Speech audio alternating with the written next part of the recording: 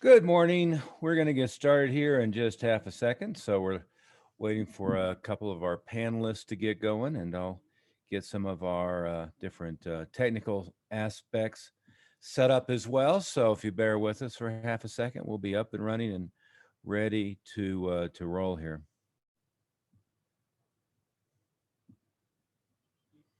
But again, welcome to our webinar on being back to where you were before and even better, having a record year. I think we'll get some useful stuff in here.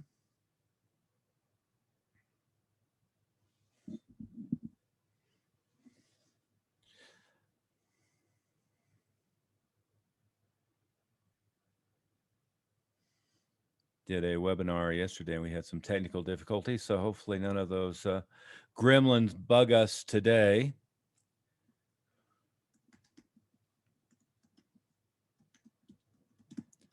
Again, I'm Stephen Oliver, and we will be starting here in just half a second.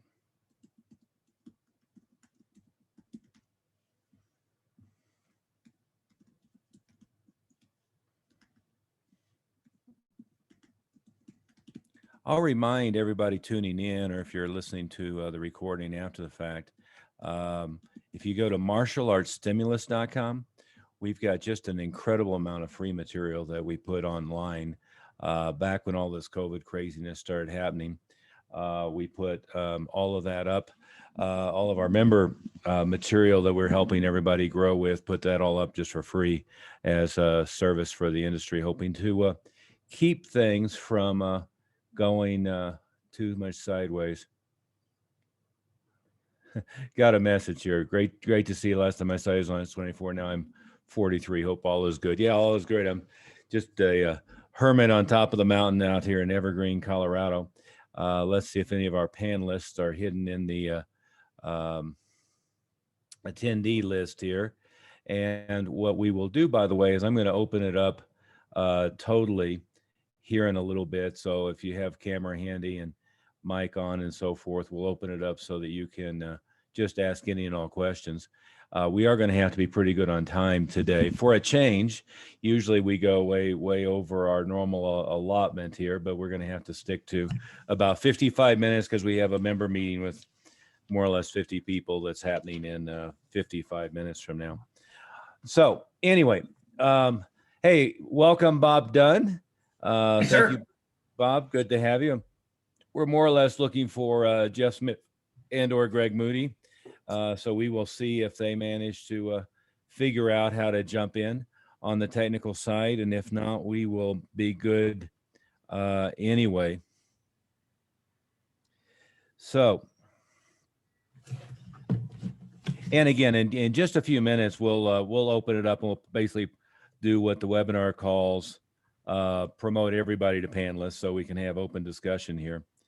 And welcome, Mindy. There's Jeff Smith labeled as Bob Dunn, and there's Bob Dunn labeled as Robert Dunn. And so introduce our other panelists here, and I think we may be joined by Greg Moody. But Bob Dunn is our national director. He's been with me, 15 years now or something like that, Bob. And I don't know how many thousands of martial arts schools specifically you have worked with and helped out and helped to grow. And frankly, the next step is for me to disappear to the island, communicate only with by carrier pigeon, and have you be doing all the coaching, since you probably on the front line know a hell of a lot more than I do at this point.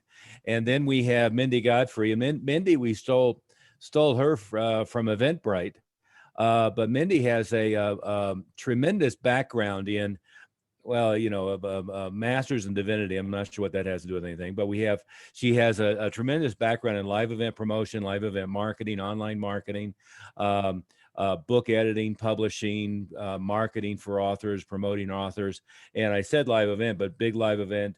You used to run big live Christian youth events as specifically, and as well as working live events and developing live events in conjunction with Eventbrite. So.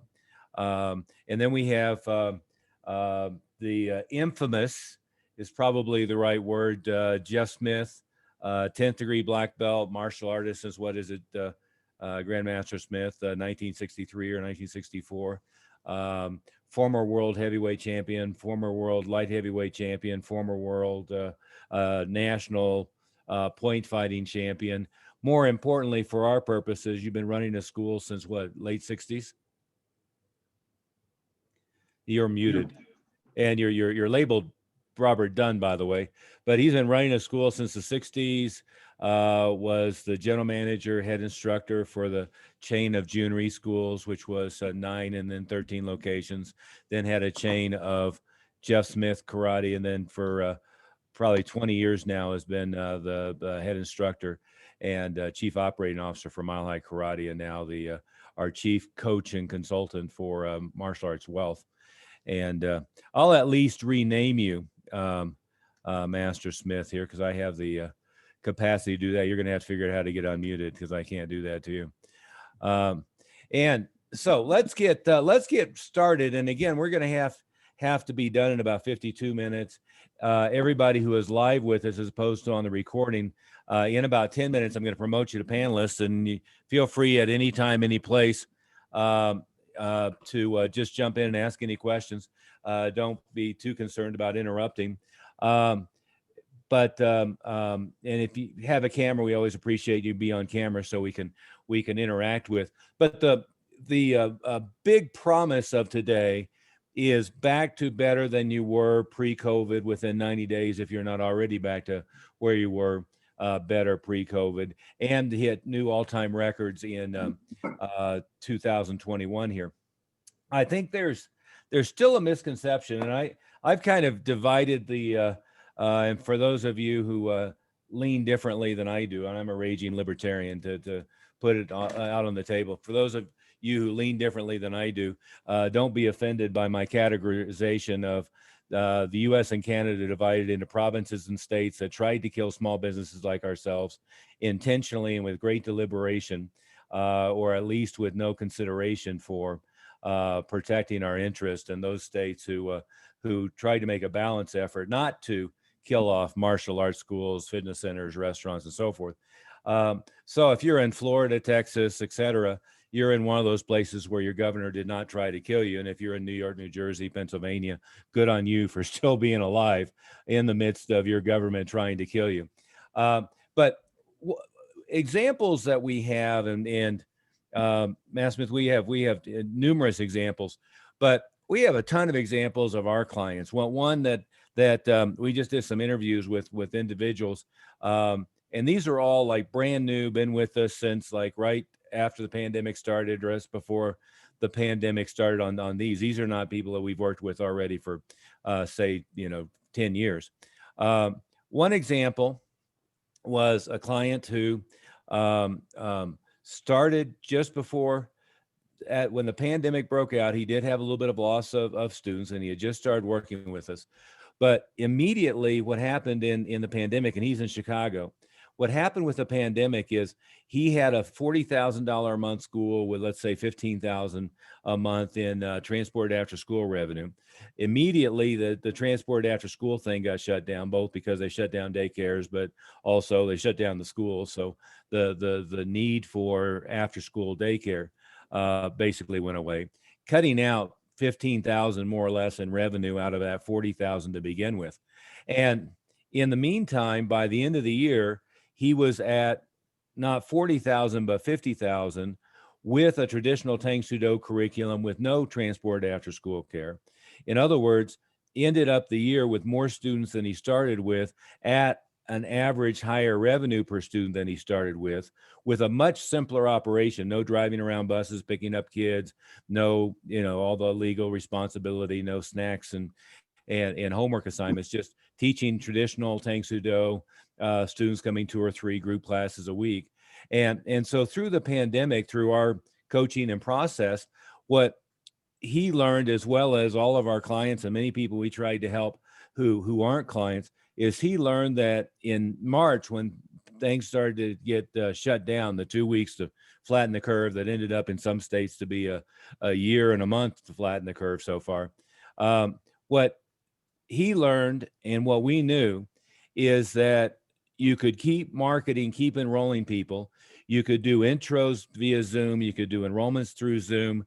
That some of the aspects that we were using to market went away because of the COVID things and so forth. In other words, we weren't going to be at a movie theater for Black Widow, which still hasn't been released. We weren't going to be out at a July 4th big event or at an Easter big event because those things all got shut down. But on the other hand, we ramped up on Facebook, we ramped up on Google, we ramped up on email marketing, et cetera, et cetera, et cetera. And he had more enrollments in April 2020 with COVID at our direction than he had April 2019 pre-COVID. And that's a big missing ingredient that I'll say a lot, but most people had, is suddenly they curled up into the fetal position, thought that, when the government said, you can't have open classes in your school, that meant, you're not going to be able to enroll new students, and you're not going to be able to do intros, you're not going to be able to do all this other stuff. In reality, we went to remote learning, we went to Zoom classes, we went to classes in the park, then we shifted back to social distance classes in the school, checking their temperatures and spreading them out, and hand sanitizer and washing their hands and all that stuff. And really, most of our clients, people we've been working with all year during this thing, never missed a beat. What would you add to that, Master Smith? Well, I think the biggest thing, you recognized right off back in March that this wasn't going to be something that was going to be shut down and affect our business for a month or two. But you had talked about these were things that we're going to have to change our whole perspective on. One, how we teach the classes. Two, how we market.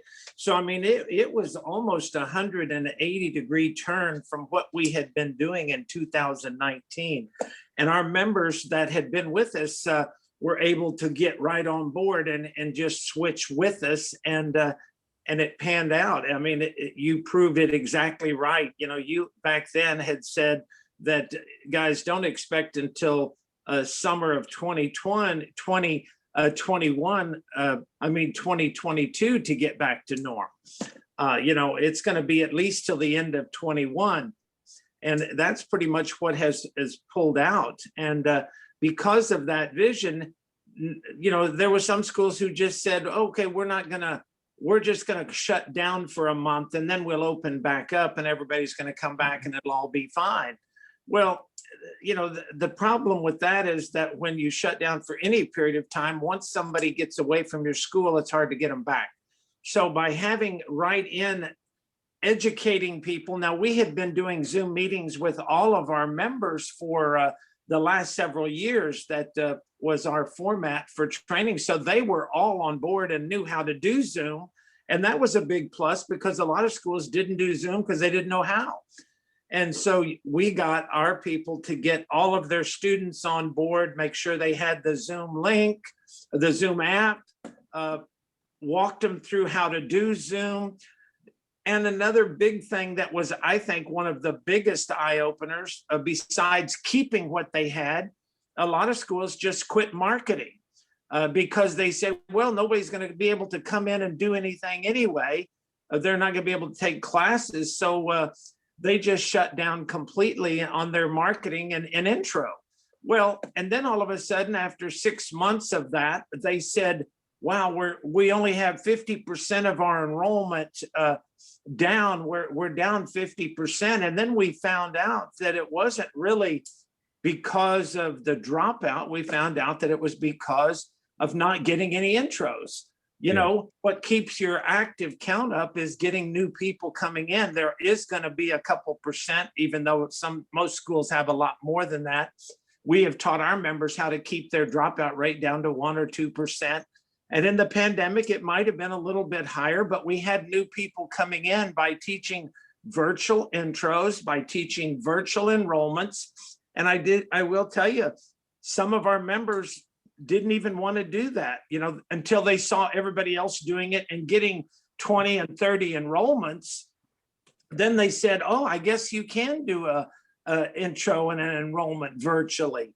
And then we learned how to do our testing virtually, and we learned how to do our renewals virtually. So, I mean, it became a whole new, new norm is what I call it. And because you were right on top of that, and we were teaching these members how to do that right from the beginning, well, they didn't have to come down from 50%.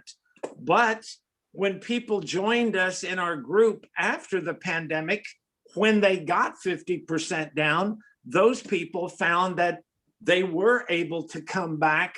And most of those people were doing even better in 2020 than they did in 2019 with doing all of these systems that you've been teaching everybody. Yeah, yeah, and we'll work on not dwelling in the past too much here, but let's look forward. Now we're at March. You know, we have different levels of what different states are allowing you to do. If you have governors who have been trying and continue to try to kill you off with no appreciation of a small business like ourselves, for instance, Bill de Blasio, Mario Cuomo, you know, what's the moron in California? You know, one of those governors, not to put too fine a point on it, you still have lots of opportunity to grow and develop your school. And one of and I stole this from a famous copywriter by the name of Gary Halbert years ago, and then tweaked it for our purposes. But he used to call it Operation Money Suck. You know, there's no problem. Doesn't matter what the problem is. You know, turn off the phone, lock the door, and go figure out how to generate revenue, enough revenue to generate, you know, to solve your problem. I tweaked it to, you know, there's no problem with a martial arts school that can't be solved with 100 new students paying the right tuition rate. And regardless of where you're at now, assuming you're still alive, you know, if from a business standpoint, is regardless where you're at right now, is there's no problem and there's no issue that if you take April, May, June, which are prime time, and add 100 new students, that you can't solve. Now, for many of you, you have two issues. Number one is an awful lot of students that frankly you let drop out because they shouldn't have, you know, you shouldn't have lost them during COVID by mishandling things. And, you know, it is what it is. Hopefully there aren't any lessons to be learned here. I'm hoping we're not doing this again in a year or two.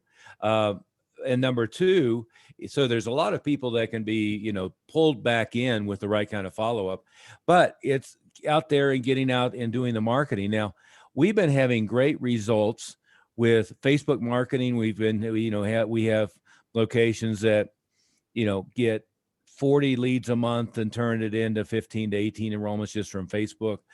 We have others that get 90, 100, 120 leads a month and turn it into obviously more than that. So we're having great results with that. And that's one of the things we shifted to right when the pandemic hit, by the way. Facebook engagement went up 680%. So the other thing we're having great result with, ironically, because I was ready to just write it off and stop worrying about it altogether, is email. The other thing we're having great results with now is Google pay-per-click, Google organic search and pay-per-click. And we're having great results working with elementary, middle, and high schools. Even if the idiots are still shut down, we're doing remote classes for the kids and having them promote it and having registrations and so forth. And we can kind of go on and on. We have clients that we're doing a good job with, helping them with TV, radio, a lot of direct mail type of stuff. But there's, what I got to tell you is more than ever, I think there's huge interest and huge opportunity. And the other thing that it does surprise me, to tell you the truth, our schools, when they start opening back up, are at the point, and this is New Jersey and Colorado and California and everywhere in between, are at 95 to 98% student participation and coming back live. And given the level of hysteria and the level of the media trying to rev up everybody, I'm surprised at that. I figured there'd be more emotional wounds and more fearfulness. But people are over it. They're ready to come back in. They're excited about coming back into class. Most cases we're doing what we come to call simulcasting, doing a live class and also doing it on Zoom and maintaining some remote learning materials. And when it's warm enough and nice enough, and right now in Colorado, we had just had a blizzard, so we wouldn't be doing anything outside today. We might be doing it next weekend because who knows, it'll be 70 and sunny. But what we found is there's lots and lots and lots of marketing opportunity. Most people are doing, we're stuck in do birthday parties and do some internal events and one thing or another. And then when they couldn't do that, they got sideways. But even all of that stuff could have been shifted to Zoom pretty quickly. Matt Smith, I'm going to open up all the attendees, and we can have it be more of an open conversation since we're going to have kind of a short window today. What I will remind everybody of is we're barely going to scratch the surface, but we put a ton of free material up at martialartsstimulus.com, and no obligation, no sales pitch, whatever. It's just all kinds of great material that we're using for our members. There's probably 30 hours of video. There's checklists, there's marketing plans, there's just everything you possibly could need to get a quick turnaround. Make sure you go to martialartsstimulus.com and get all that free material. The other thing is, and Bob, your phone number is, I've got it written down for a change. I used to memorize things. Now I don't memorize anything. 720-256-0208. That's correct, sir. Yeah. So if you we would encourage you to give Bob a call. Bob will schedule a time for you to have a one-on-one with Grandmaster Smith, and he's the master of showing you how to turn things around, and perhaps then with me. And we're happy to, again, no obligation, no sales pitch, just help you out, get restarted. We've been spending a tremendous amount of time since this time last year, just trying to make sure the industry is as intact as possible, given how aggressively certain areas of our government have been trying to kill us off. But I'm going to open this up and let move everybody to a panelist. If you would put on your webcam, we would appreciate it so that we can see you, and we'll let you be part of the conversation here. And we're going to have Master Oliver, while you're doing that too, you had brought up, how some people had stopped doing the birthday parties. But last week, I mean, the benefit of our group is that everybody feeds off of everyone else in the group. So they're always constantly sharing ideas and new marketing opportunities that are working. Last week, I think we had 2 schools that are doing Zoom birthday parties in states that are closed down and having great success with that. So, yeah. Well, and the nice thing, and I freely admit I stole from Jay Abraham, is one of the ways of thinking about the marketing is build the Parthenon, is have a whole bunch. That's the facade of the Wall Street behind me, but think of 20 different pillars with 20 different things driving traffic. That's what we always try to get the marketing to be, where you have all kinds of different things going on, where you're constantly driving traffic into the school. And what happened is, unfortunately, is an awful lot of schools didn't have that Parthenon thing going on. They had 1 or 2 things going on. And personally, by the way, just as an aside, I despise birthday parties. I know Master Moody and Master Smith like them, but we've got 150 different ways to drive traffic into a school, some of which got impacted by COVID, admittedly. But if you like, I love referral events, but birthday parties, buddy days, all of that kind of stuff still could be done back in April. It still could be done right now, even if you're in Seattle, Washington, with a mayor and governor who are trying to kill you.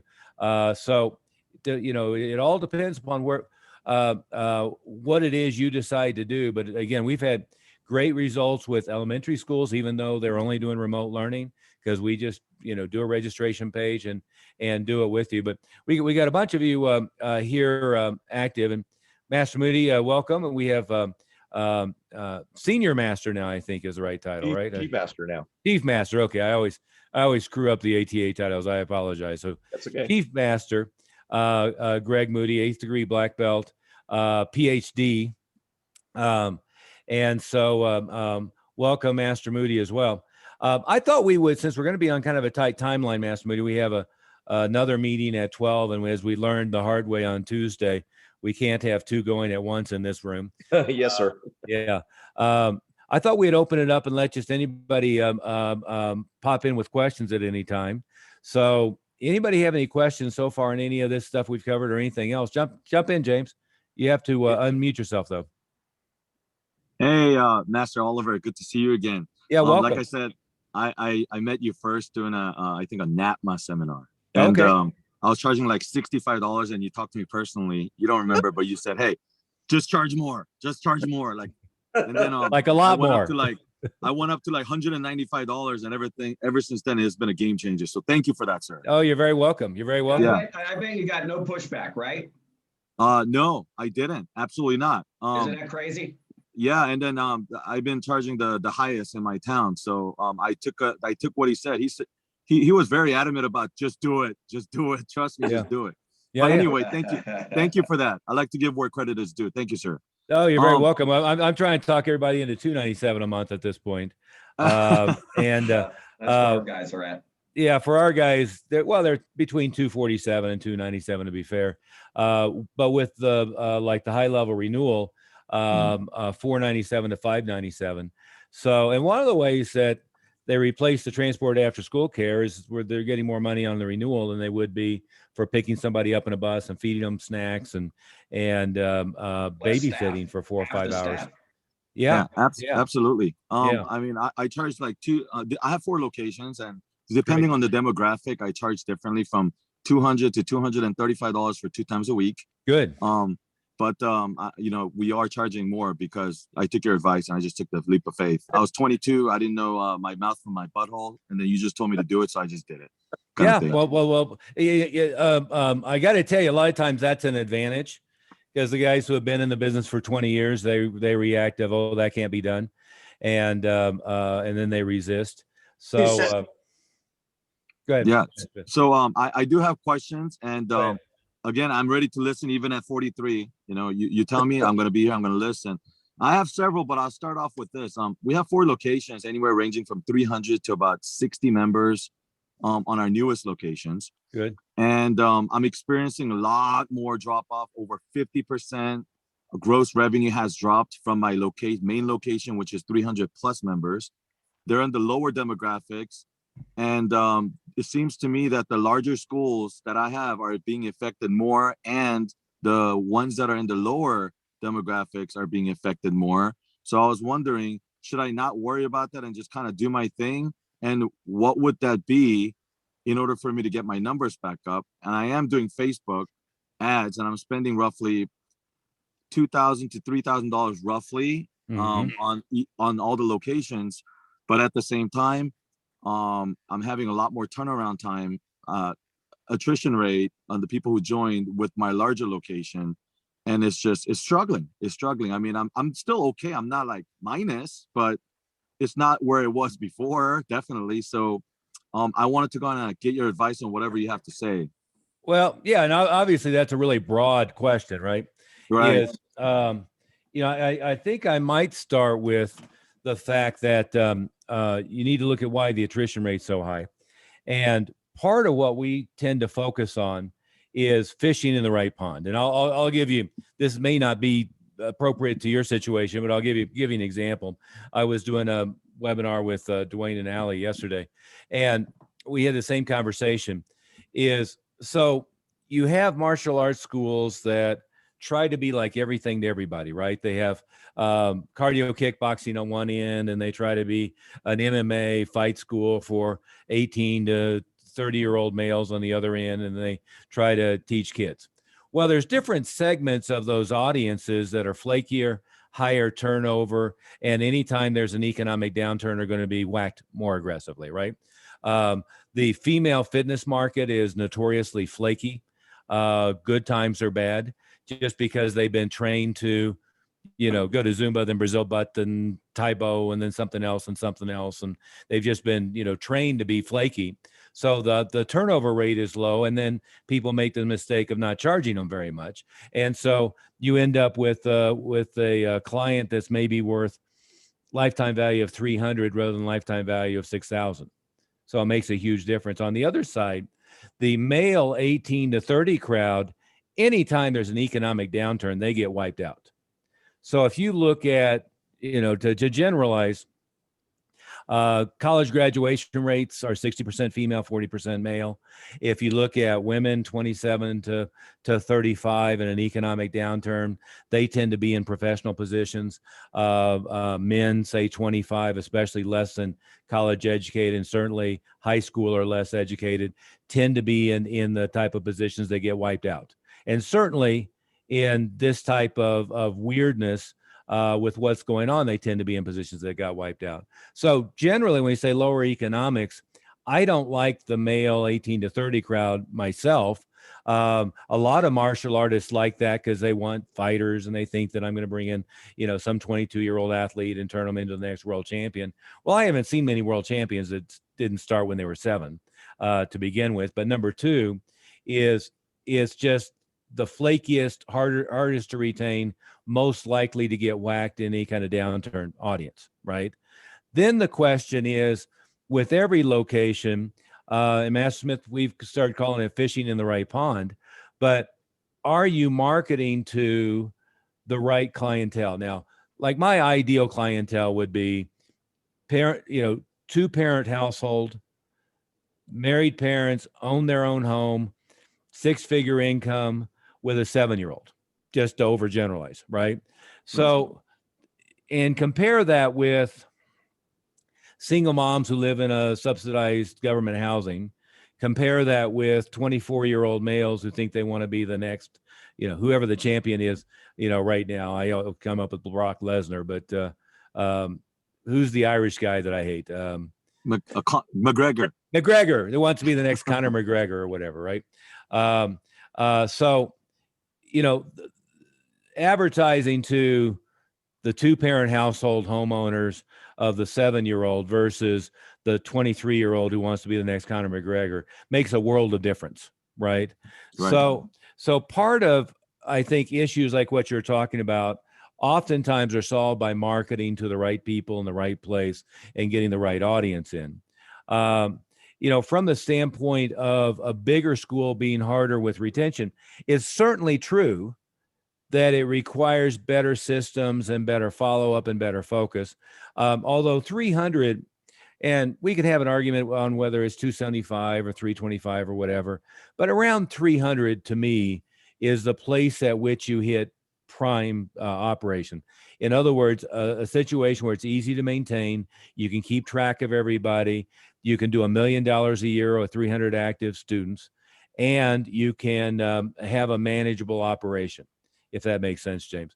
So I'm not sure if that was directly responsive to your question, but I always start with, are we marketing the right pond, fishing the right pond, finding the right people? Are we targeting the right audience? And then number 2 is, are we doing all the things that it requires to keep them solid? And then is, do you have the systems in place to keep track of everybody? Although my argument would be the difference between 150 and 300 takes a little bit more management, but basically is still manageable. To me, the break point is much harder to go from 300 to 600 than it is to go from 200 to 300. Because once you get over 300, it's hard to maintain the retention. I do have a question. So Yeah, I'm a huge systems guy, big Gerber fan. So I had it on a lockdown, from training my team members to systems in place to get things going. I really never had to really show up to any of the locations. Yeah. But when COVID hit, that all went away because all these other factors. So I guess ultimately, I don't know if that helps to answer that question, but it feels like I'm having to work a lot harder, but I feel like I'm missing something where people are going out. Yeah. And we get people in and we're spending a $1,500 on my headquarters to $1,000. We're getting about 8 to 12 students, which I'm willing to pay for, $100 to $150 per student. I'm okay with that personally. Mm-hmm. But it seems like I don't know if it's an excuse, but I thought, hey, you know what? These people don't have the income like you were talking about, and then because they're in a $40,000 to $50,000 household income area, so they're like, okay, they're blue collar, so maybe they're losing their job. I don't know. We're having this huge turnaround, a huge attrition rate where we get signed up 12 people, then we got like 10 people leaving, and then they've only been there for 2-3 months, and I'm going. James, where are you located? Remind me where you're located. California. I'm in Victorville, California, Southern California, and I have one location, and I have 2 in Victorville, California, and then I have, which is Southern California, and I have one in LA County and another one in San Bernardino County in a place called Upland. So So I have So the higher your mayor and demographics. your governor have both been trying to kill you, despite all efforts to the contrary. Oh yeah, and I'm not gonna be killed, and I haven't been Yeah, killed, yeah, and I'm yeah. only gonna strive. I'm gonna do better, but I'm just trying to look for some answers here. Going Yeah. like, I did great. James, let's What am make I sure missing? we have a time for you to talk to Master Smith and myself, and we'll delve into it more deeply. Okay, Um, perfect. I'm going to say a few things that are going to get me in trouble in today's politically correct day and age. But when I look at income demographics, Asian or Hispanic immigrant populations, I love because they tend to want their kids to have a better life than they have.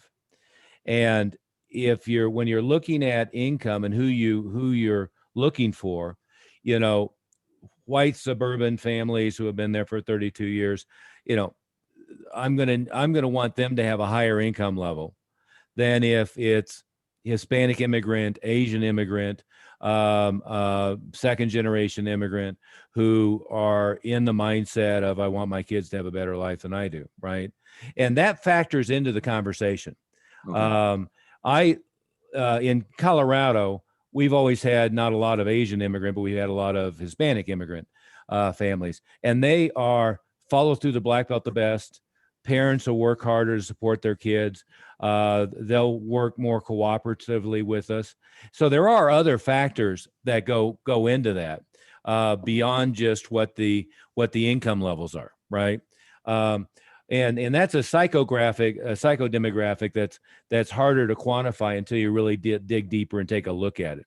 Again, knowing full well I'm going to get myself in trouble with people who are going to be pissed or agree with that one. But from a standpoint of looking at the audience, what their age group is, whether it's an adult for themselves versus a family for their kid makes a difference.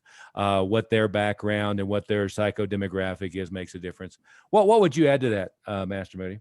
Yeah, well, I would also say that I think that it's important to note that we have a lot of schools in a similar situation. And come, March last year, that were, kind of similar to yours, and they didn't lose this kind of traffic with the same systems.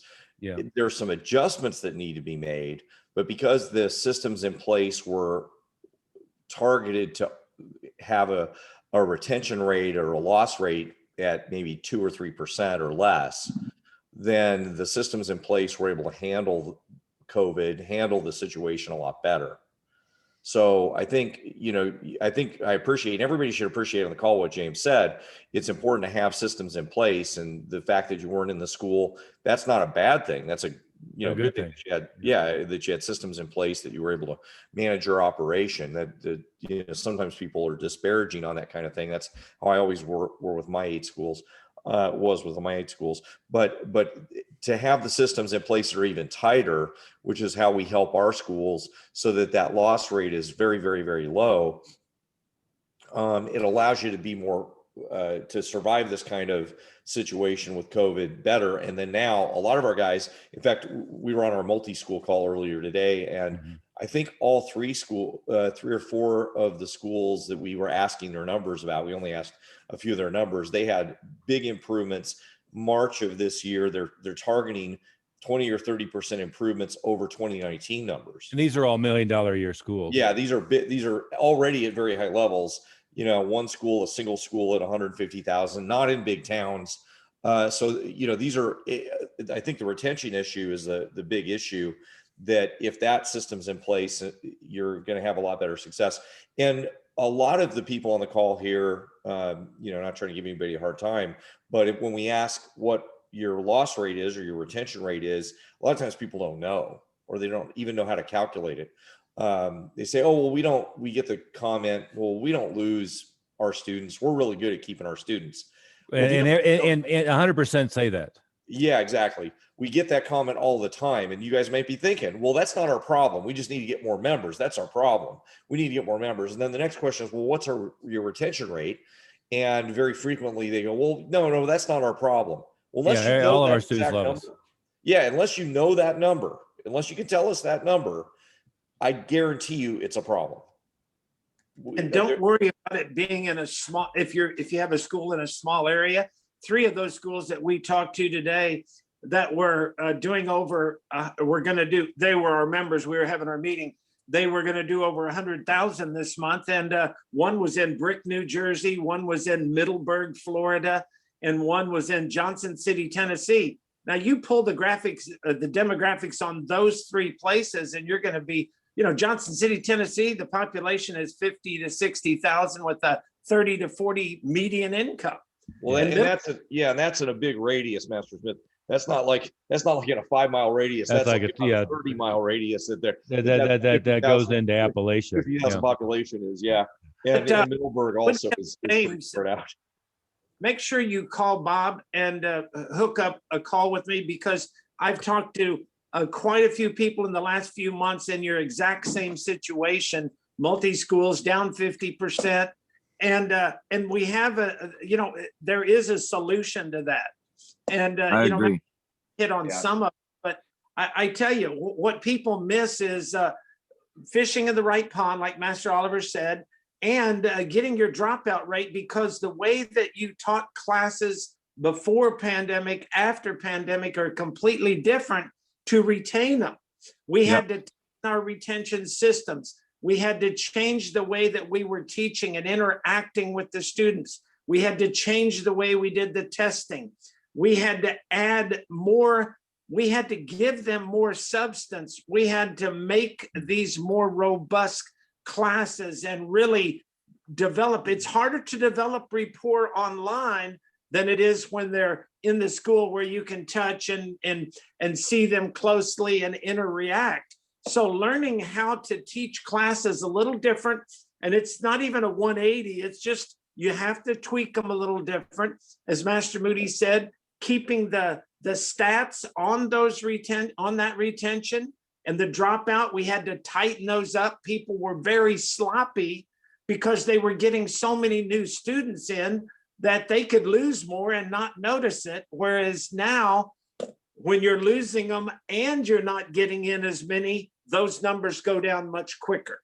Yeah, James, give me a call so I can book that appointment for you. And I've got a feeling too, it also might stem back to how solid the enrollment was to begin with. Yeah, So, that's a good point there, Bob. Yeah. But anybody that has those same issues as James, that they're down, 25 or 50% over the previous year because of COVID, hook up. We, knowing your specifics, we can address them a lot easier. And that was, thanks for opening up that question, James, because I'm sure probably 90% of the people on the call have the same situation. And they might not have 4 schools and being as big as you, but we have so many schools that are doing over that 100,000 a month, single schools, some multi-schools that are doing that too. And in where you were, James, and what you learned from Master Oliver with that short time you were with him, with face-to-face, that's what the guys are capitalizing on now, and the way they're able to make these schools do over 100,000 a month. Whereas maybe back then, when you were talking to him 20 years ago, if the school was doing 60,000, it was doing, exceptionally well. Whereas now, we had that Middleburg school did 150,000 in December. And most people say December's their worst month. And she hit a record month, 157 in December. So these systems we have work, but just like he gave you that little gold nugget that probably doubled or tripled your gross over a course of time. That's what we have. We've been ongoing, constantly changing every year, picking up new stuff. We don't do what we did 20 years ago. We don't even do what we did last year. We're constantly learning, and we're on the cutting edge of what works, because we have such a big group to work with to see all the mistakes people are making, and then they learn from each other. Well, and to be fair, with regard to James's question, James, when you have a big staff, and of course with 4 schools you have to, the way that all of the last year has been handled makes it much more difficult to keep the staff's head in the game, right? So Agreed. you end up with people who are overly fearful, unnecessarily fearful. You end up with people who are getting paid more to stay home than they're getting paid to work. as one example, among other things. But again, it's like in the school systems. What I've been doing with our members, among other things, just because I'm snarky about it, is going through the CDC data and looking at what the hospitalization rate, the fatality rate, one thing or another, and to way overgeneralize, people under 44, who tend to be pretty much 99.9% of the students that we have, really, they weren't in much danger. And certainly kids, for the kids market, they weren't they were in less danger than in flu season. Who was in danger was the grandparents who, granddad has diabetes, the 65 and up crowd, especially comorbidities and so forth. So there's part of what I think is useful with staff in this stuff is real data.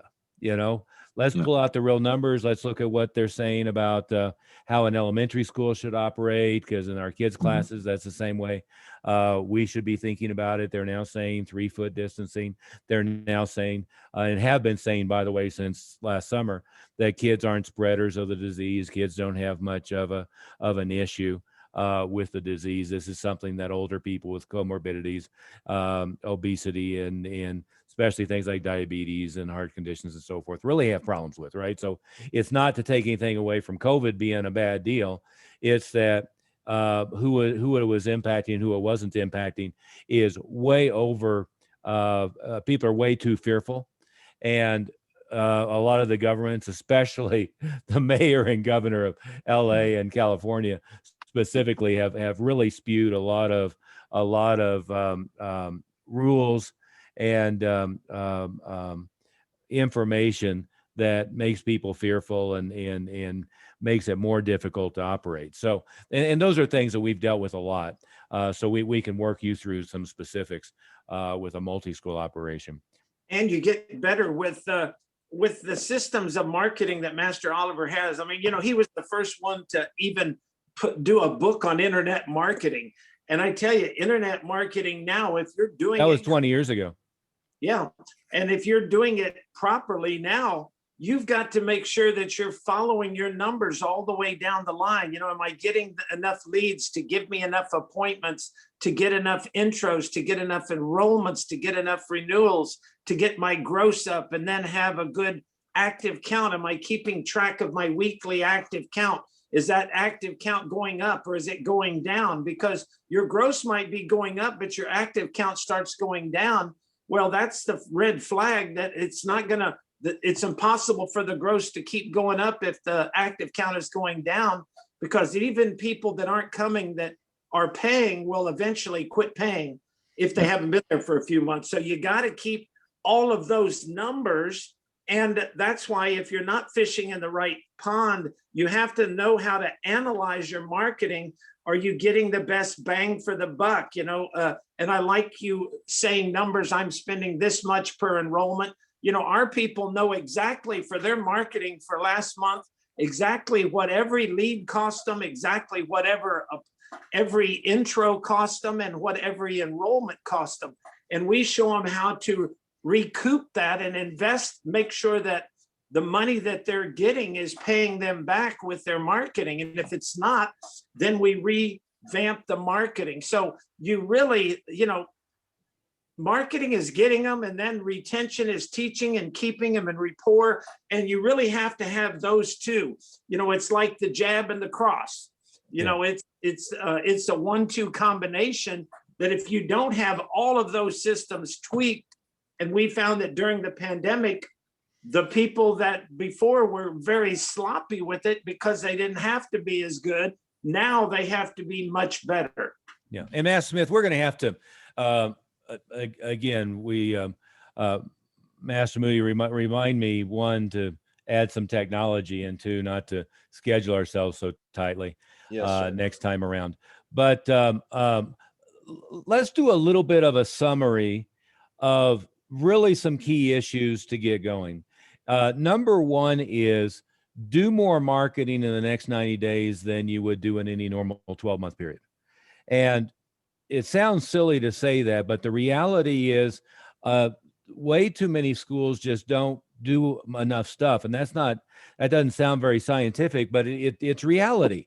Is if you look at building the Parthenon is, you probably all know 5 or 6 or 7 different systems for generating referrals, things like pizza parties, birthday parties, buddy days, parents night out, movie days, all that stuff, all of which can be done remote as well as in person, as well as in the park. But then you have all the different things you can do online, Google AdWords, Facebook advertising. And I'm not talking about you post some crap on, you tweet 5 times a day and you post some crap on your Facebook page. What I'm talking about is real focused, direct response marketing. When you talk to us, we have an agency who's doing a great job with that and generating huge traffic. So it is something we tend to farm out. Master Moody works with Rev Marketing. They do a great job at developing websites that are great on search and doing a great job with pay-per-click. Again, it's something that most martial artists aren't going to do very well themselves. But when you start building out the Parthenon, you have all the different things you can do online, which basically can be summarized as pay-per-click advertising, search, and social media. And the 800-pound gorilla in social media is Facebook. But interacting with social media isn't the deal. It's effective, aggressive, direct response advertising at targeted lists. Plus, in all cases, you add retargeting. So retargeting to people who have raised their hand at any time, retargeting to people who visit your website, retargeting to past leads, regardless of where they came from. And there's all kinds of ways to do that in Google and Facebook. But then you have, all of what I kind of consider kind of the silly grassroots stuff, that we all can do. And frankly, with enough critical mass, it does a great job. So, we used to do lead boxes, and now we kind of prefer rack cards, get 300 or 400 locations out with rack cards out, get those little, political signs, bandit signs, whatever you want to call them. Yes, I know they're pretty much illegal everywhere and they're going to get thrown away. That's fine. Go order 100 at a time and get them out everywhere. Get the big banner on the school. Get the blow up kicker guy. We've been getting them now from Alibaba. Get the big blow up kicker guy in front of the school, and let the landlord whine about it, but get that put out there and let the authorities whine about it too. Put the big banner on the school, put the big blow up balloon on top of the school, get flyers out, perhaps a charitable fundraiser where Pizza Hut and Papa John's and Domino's are putting them on the pizza boxes, and do something with, for instance, with the Ronald McDonald House, where you got McDonald's putting flyers in the bags. So when you start talking about building the Parthenon, we know 40 different things, and some of them are going to be home runs. We almost always hit home runs directly with elementary schools in California, Colorado, everywhere else. We almost always hit home runs anymore with Facebook and online marketing. But hell, if I had 5 different cheap, effective, low-cost guerrilla marketing things, each of which generated 3 to 5 enrollments each per month, then it doesn't take long for me to be generating 20 enrollments per location every month pretty consistently. So when you start building that Parthenon, think about it kind of fits into guerrilla marketing type of stuff, rack cards and bandit signs and balloons on the roof, and flyers at McDonald's and flyers on Domino's and all that kind of guerrilla marketing stuff. And we have a long list of it. Online marketing, which fits basically into search marketing and social media marketing, and then having really effective community outreach, working with local elementary schools, working with local businesses, working with any and everybody who has a big concentration. Back when we did cardio kickboxing, I worked with Paul Mitchell Systems and with hair salons and tanning salons, and we probably did 300 women just from accessing that way. So all of that kind of community outreach with, you've got some mega churches in LA with everything from the mega churches to the elementary schools, public and private and so forth. And then on the other side, getting really good at real advertising, effective direct mail, direct response advertising. In smaller markets, you can do TV, radio stuff. In LA, it's way too big a market for you to do much right now with that. One of the reasons for multiple locations, like what I was always in Denver, Danny Schulman in New York, is the ability to aggregate the schools and do bigger media budgets is going to drive.